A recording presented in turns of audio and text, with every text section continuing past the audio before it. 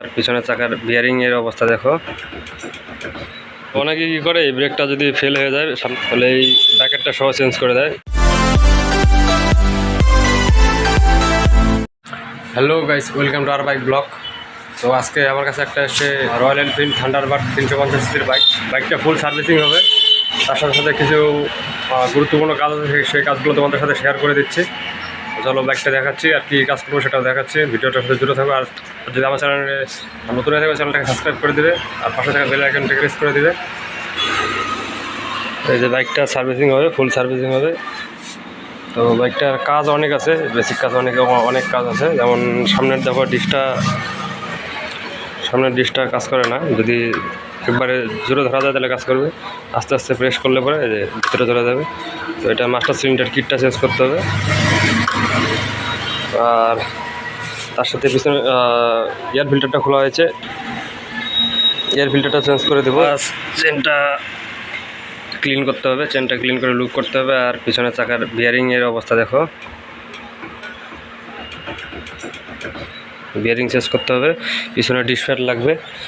আর তাছাড়া বেসিক কিছু কাজ আছে। চলো কাজটা শুরু করা যাক, তারপরে তোমাদের সাথে শেয়ার করছি।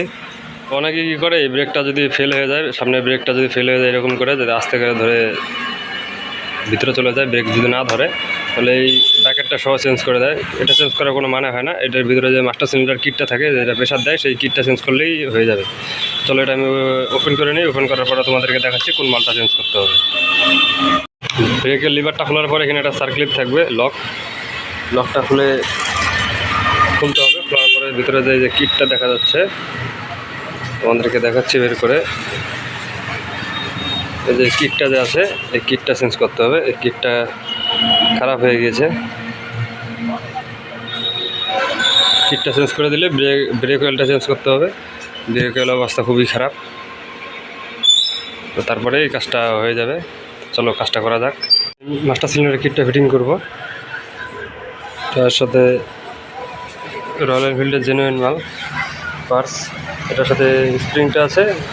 এই লকটা পুরানটার লকটা লাগাতে হবে।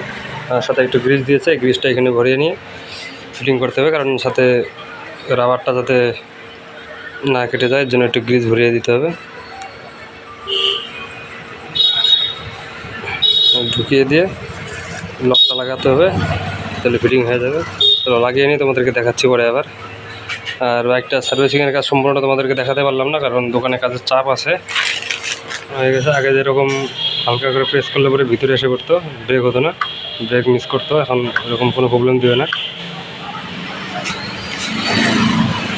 একদম নতুন হয়ে গেছে ব্রেকটা।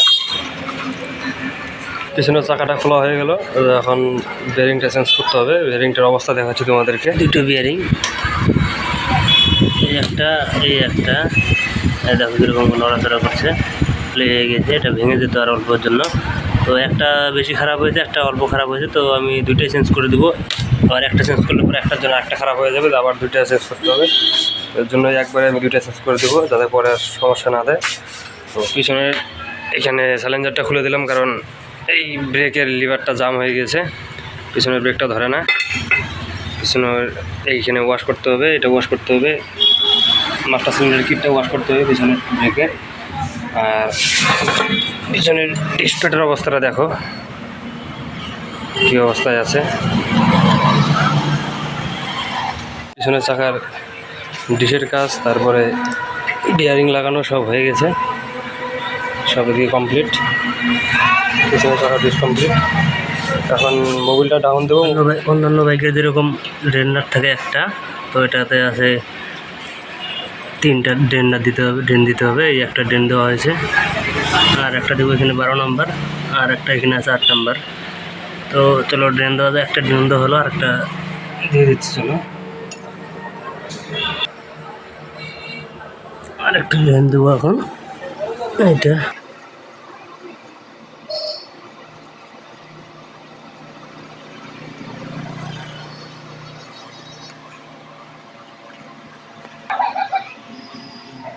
আরেকটা বাকি আছে, এই যে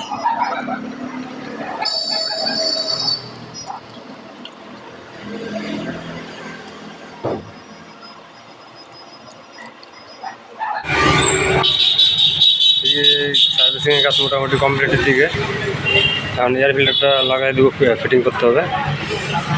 তো এয়ার ফিল্টার এর জন্য নতুন, এটা রয়্যাল এনফিল্ডের জেনুইন পার্টস। এটা হচ্ছে পুরানোটা, এটা নতুনটা।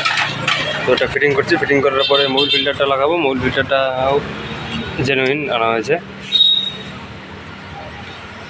তো চলো এইসব ফিটিং করে মোবিল ঢালার সময় একদম তোমাদেরকে দেখিয়ে দিচ্ছি। তারপরে চেনটা ওয়াশ করে দেবো, গাড়িটা ওয়াশ করে দেবো, গাড়িটা ডেলিভারি দিয়ে দেবো। তো ঠিক আছে, সেফ ড্রাইভ সেফ লাইফ, ভালো থাকো। ভিডিওটা ভালো লাগলে একটা লাইক কমেন্ট শেয়ার করে দিবে। চ্যানেলে যদি নতুন হয়ে থাকো চ্যানেলটাকে সাবস্ক্রাইব করে দিবে।